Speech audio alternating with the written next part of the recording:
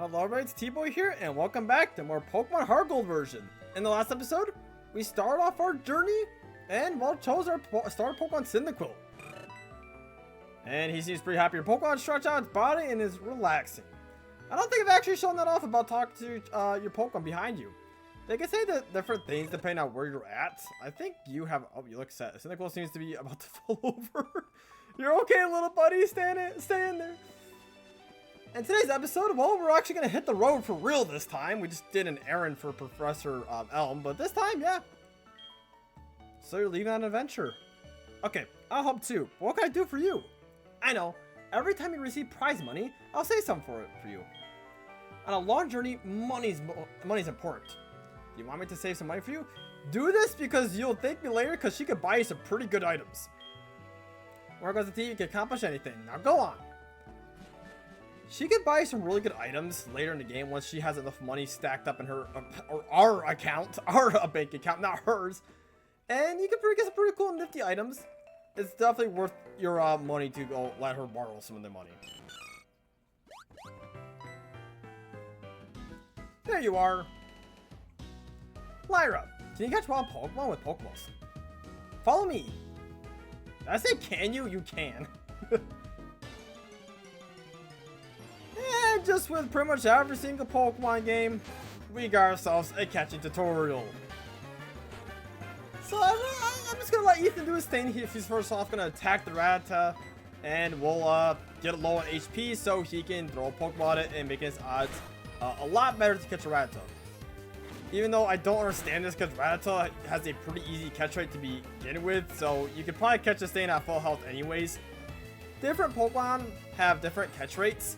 So, the Rattata, like said, has a very easy catch rate compared to, like, I guess, like, let's say compared to, like, have you seen any Pokemon with a hard catch rate other than Rattata and, like, Pidgey and stuff? Maybe not. Maybe, like, Metapod. I don't think we've seen one yet, but I know he can catch one at this point. Maybe he has a little harder of a time catching. Maybe, I don't think so, but maybe. But he did pretty easily. See? Just like that. It's better to lower your target's HP more than I did, or make it sleep or something. You can try all kinds of things to see what works. I'll give you these. Good luck! You obtained the Pokeballs. You obtained 5 Pokeballs to be exact. See ya! So, there is one little thing I'd like to talk about that catching tutorial, and I run to a wild Pokemon, but we could now discuss about, well, what Pokemon we can actually find and catch, and why that catching tutorial I really want to talk about that. One thing is that if you're playing as the male character, I'm low on HP. I did not heal. Professor Elm, I need your computer to go heal my Pokemon. So, if you're playing as the male protagonist, Ethan, Lyra would be the one to teach you about catching Pokemon. She will actually do a few jumps in the air and then say, like, see, did you see that? You see, like, how I catch up Pokemon? And you'd be like, well, oh, you did it too quick. Or I did it too quick.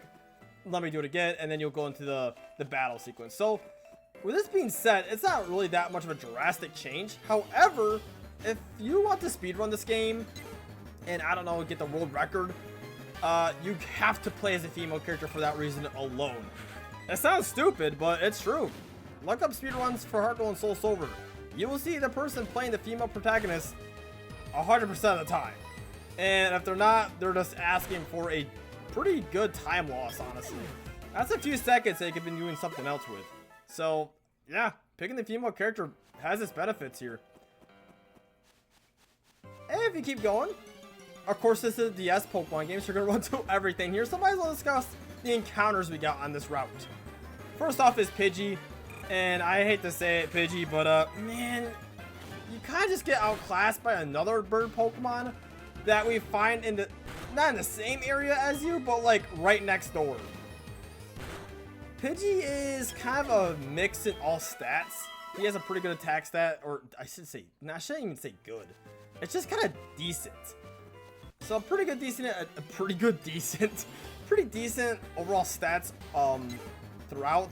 Not anything really like amazing to really just I don't know. Defer itself from other normal flying type Pokemon. Another issue with Pidgey is that it's gonna stick with the move Gust for a while. I think it's either Gust or Peck. it doesn't get Ween Attack till a lot later, so it really struggles against other flying type Pokemon because they can get Ween Attack a lot earlier on, or they can just have better stats than Pidgey. Cyndaquil gets a level 8 in that battle. So Pidgey, I would recommend it, but there's just better options. If you really want to use Pidgey, you're probably going to use Pidgey to use it for its looks than rather use it for its stats. I'm going to talk about Pokemon this route real quick. Route 46. We only got 2 Pokemon we can find in this route. And I don't even know why I'm running into the grass, honestly, because I don't want to see these Pokemon because I'm not going to be using them on my team. First, we got Spearow, and wow, look at it. It's the Pokemon I was talking about. That's just a better Pidgey.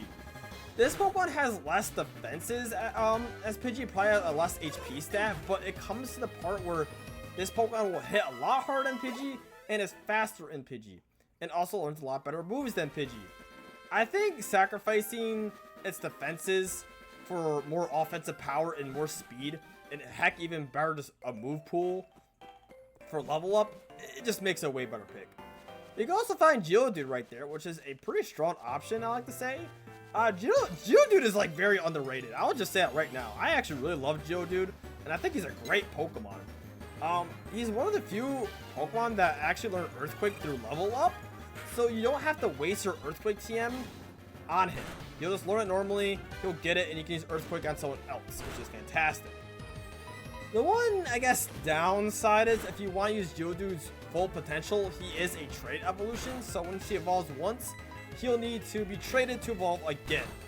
So if you want to use the full power of the almighty Geodude, yeah, you gotta trade somehow. If you have a friend or someone who's close by, or maybe even a sibling, you can trade with them. But if you're all by yourself and you don't have another like copy or device with the game, yeah, tough luck. It just kind of sucks.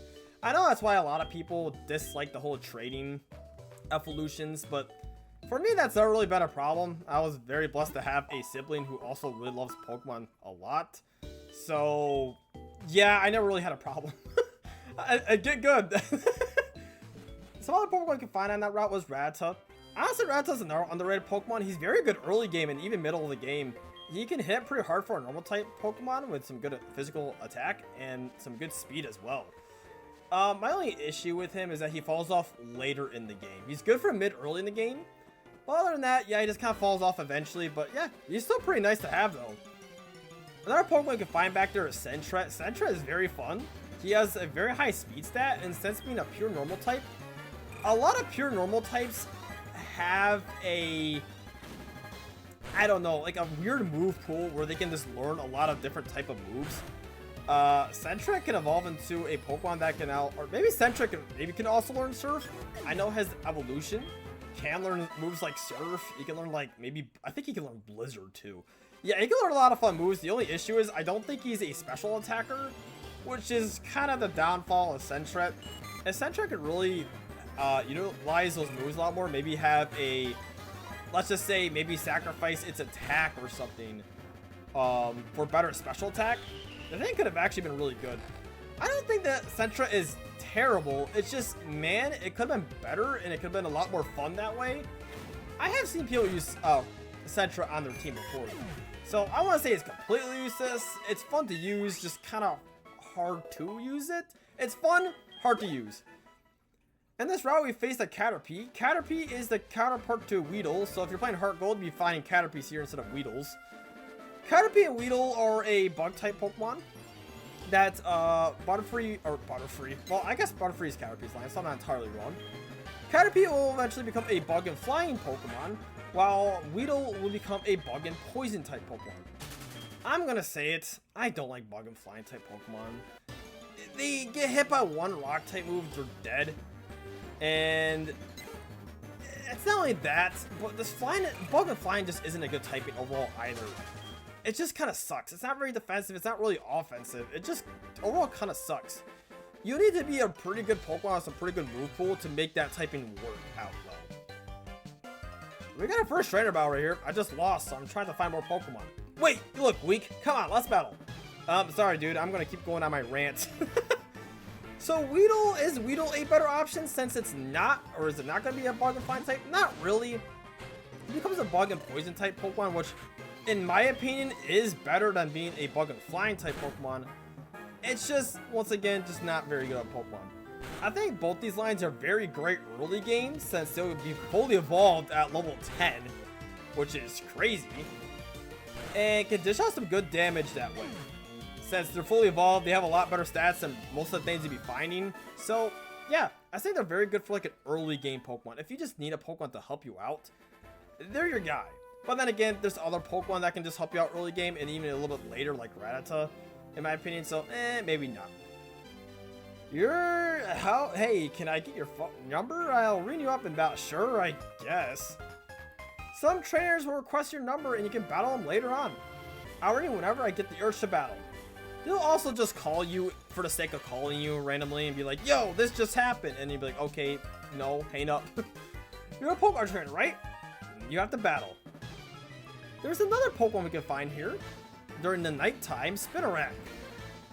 Just like we talked with Weedle, Spinarak is also a bug and poison type Pokemon. So if that bug and poison type Pokemon doesn't work for you, hey, we got another one right here. Spinarak is a little bit more interesting in my opinion. He is going to be on the slower side, but he'll have better physical attack and probably just a better move pool than your Weedle. He can end up learning Sucker Punch, which is pretty crazy, and Bug Bite, I'm pretty sure he can learn Bug Bite, which is a pretty decent move. I believe it's like 60 base power and all that. So he's pretty good. He can learn moves like Agility to help out his poor speed stat as well. So not the worst thing in the world, however, he can be kind of tricky to use. It's kind of like Sentret. I think he is like tricky to use and he can be used pretty well. It's just, maybe he just doesn't do that great in the journey. But he's a very fun Pokemon to use. I've used him before. Another Pokemon you can find here that, well, man, this next Pokemon, Ladybug. I really like Ladybug. I really do like his evolution. I think he's a cool Pokemon. Despite him being bug and flying, he just looks cool when he evolves. He just sucks.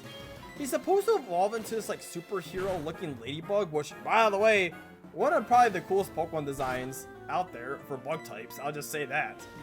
However, his stats and move pool could say otherwise. His best stat is, get this, special defense. What? For a bug and, oh hey, we learned that. For a bug and flying type Pokemon. His attack stat is so low and you can just not make any use of it. It's just so bad, man. I wish he was better. It's just one of those Pokemon where I think it's so cool, he just sucks. And if you try and use him, it's like, oh yeah, I'll just try and use him. I'll make him work.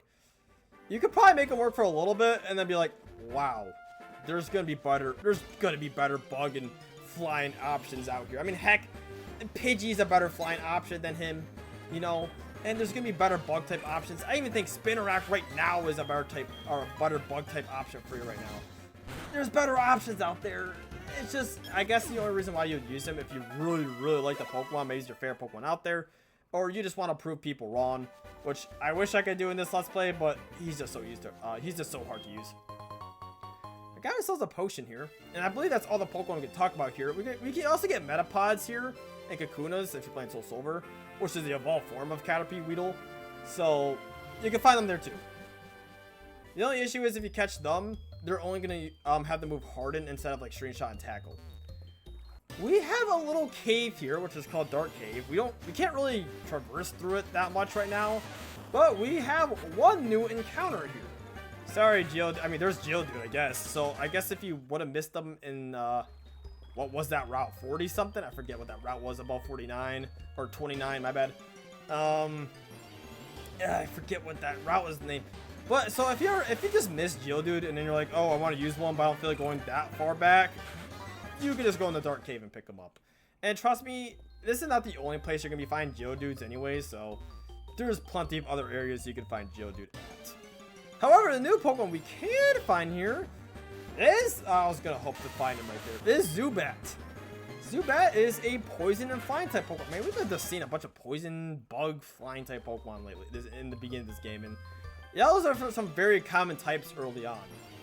Zubat, if you want a speedster, this is your Pokemon. This Pokemon will evolve into the fastest thing alive. or one of the fastest things alive. Not the fastest Pokemon, but like, he might as well be. This Pokemon is very good. He does a lot of cool stuff once he gets going. However, the early part of Zubat's life is very miserable. He's only going to have the moves Leech Life, as you can see here, which is a very weak bug type move that restores HP. He'll get the move Supersonic, which has a 55% chance of confusing your opponent. Very bad accuracy. He'll get Astonish, which is alright. It's a low base power ghost type move, which can flinch your opponent. So I guess it's alright. You know, he's fast. He can flinch you, which is nice to do, but just not that strong. His best move to get early on is at level 13 and getting the move Bite. That's gonna be your main source of damage, and everything is just uphill from there. You know, you get Wing Attack, you evolve, you become just a beast. I think it's pretty obvious what I'm trying to do here. Zubat, welcome to the team. You're the second team member. I was trying so hard to figure out a Pokemon, a flying type Pokemon on my team, and there was a few that really took interest. However, I think Zubat just fits it very well. I also really dislike the Zubat line. His Font Illusion is one of my personal favorite Pokemon out there, so I might be a little bit biased here. While flying, it constantly emits ultrasonic waves from its mouth to check its surroundings. I also don't have a nickname for Zubat, unfortunately. I know we're going to have to wait a few more episodes. I say a few more, but we're probably going to wait like maybe like 10, around 10-ish episodes before we can give you a name as well, buddy. But trust me, I'll make sure I can come up with a good name. Speaking of, what's your nature? Rash. You're the same nature as Cyndaquil. I kind of want to find a better nature Zubat, but I'm gonna do that a later time, and maybe in the next episode I can kind of give you guys a update on like what nature Zubat I found and what I'm decided to go for, because I don't want to take your time too much here. This video is already gonna go over about 20 minutes, so you know we're gonna blick Apricorn. Apricorn. I still don't know what the correct saying is. Apricorn. Maybe I should look up the correct saying. Ugh. Oh, I walked too far today looking for Pokemon. My feet hurt and I'm sleepy. If I were a wild Pokemon, I'd be easy to catch. Oh. We got a bug trainer here, and man, with my new Ember attack, you're gonna die. We got a Pokeball right there, which we just chucked like a few Pokeballs at that Zubat. I didn't attack that Zubat, by the way. I probably could have with Tackle, and he would have taken it, but Cyndaquil's level 10. He's probably going to be level 11 after this battle, but maybe not. How much experience do I have? Maybe? I'm level 10. I'm not really sure. These guys are he's going to have a bunch of bug Pokemon that are very low level, so maybe not, yeah.